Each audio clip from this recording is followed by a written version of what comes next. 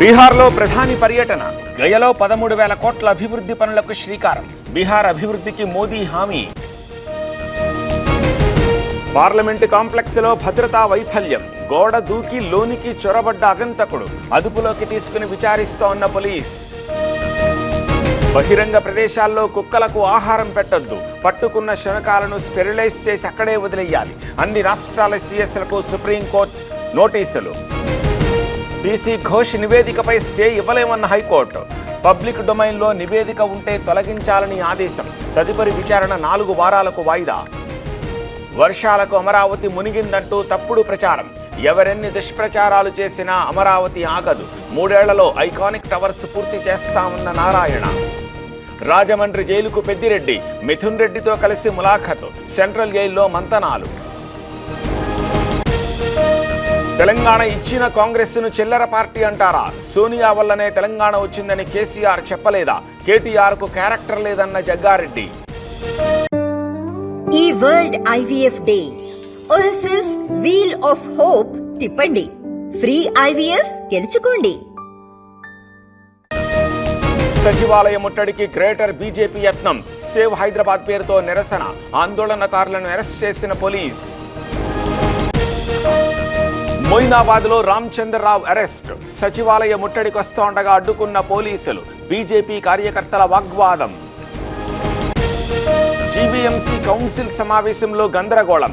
Visakha steel plant ప్రైవేటీకరణకు వ్యతిరేకంగా నిరసన. తీర్మానం చేయాలని వైసీపీ కార్పొరేటర్ల డిమాండ్. రైతులను బీఆర్ఎస్ రెచ్చగొడుతోంది. విత్తనాల బాధ్యత మాది, ఎరువుల బాధ్యత కేంద్రానిదన్న పొన్నం. మరింత ముదిరిన మార్వాడి వివాదం. పలు జిల్లాల్లో వ్యాపారుల బంద్. కొన్ని చోట్ల ఆందోళనకారుల అరెస్ట్. దేశంలో ఎవరు ఎక్కడైనా వ్యాపారాలు చేసుకోవచ్చు. ప్రాంతీయ విద్వేషాలు రెచ్చగొట్టేలా వ్యవహరించద్దు.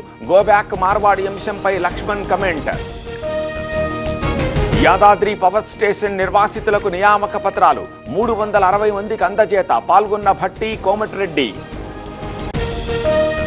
బనకచెర్లతో ఏపీకి సాగునీరు, తాగునీరు. పరిశ్రమలకు కూడా ప్రాజెక్టు ఉపయోగం. కొందరు దుష్ప్రచారం చేస్తున్నారన్న ఆదిరెడ్డి శ్రీనివాస్.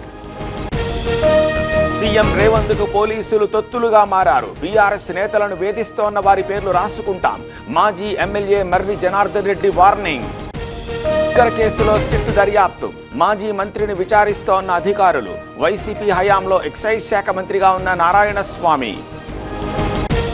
కాంగ్రెస్ పార్టీ ఇచ్చిన హామీలు అమలు చేయాలి. కల్లు దుకాణాలపై దాడులు ఆపాలి. హైదరాబాద్లో గీత కార్మికుల ఆందోళన. కర్ణాటక అసెంబ్లీలో ఆర్ఎస్ఎస్ గీతం ఆలపించిన డీకే. బీజేపీలో చేరుతారనే ప్రచారాన్ని ఖండించిన డిప్యూటీ సీఎం. కాంగ్రెస్ను మళ్లీ అధికారంలోకి తీసుకొస్తానని కమెంట్. పల్లె వెలుగు బస్సులకు ఏసీ. త్వరలో 1150 ఎలక్ట్రిక్ బస్సులు. ఏపీఎస్ఆర్టీసీ ఎండీ ప్రకటన. కాల్వాయి హరీష్ బాబు దీక్ష విరమణ. దీక్ష విరమింపచేసిన బీజేపీ ఎమ్మెల్యేలు. జీవో 49కి వ్యతిరేకంగా నిరసన. గోవాలో చిరు బర్త్డే వేడుకలు. కేక్ తినిపించిన రామ్ చరణ్. తెలుగు రాష్ట్రాల్లో అభిమానుల సంబరాలు.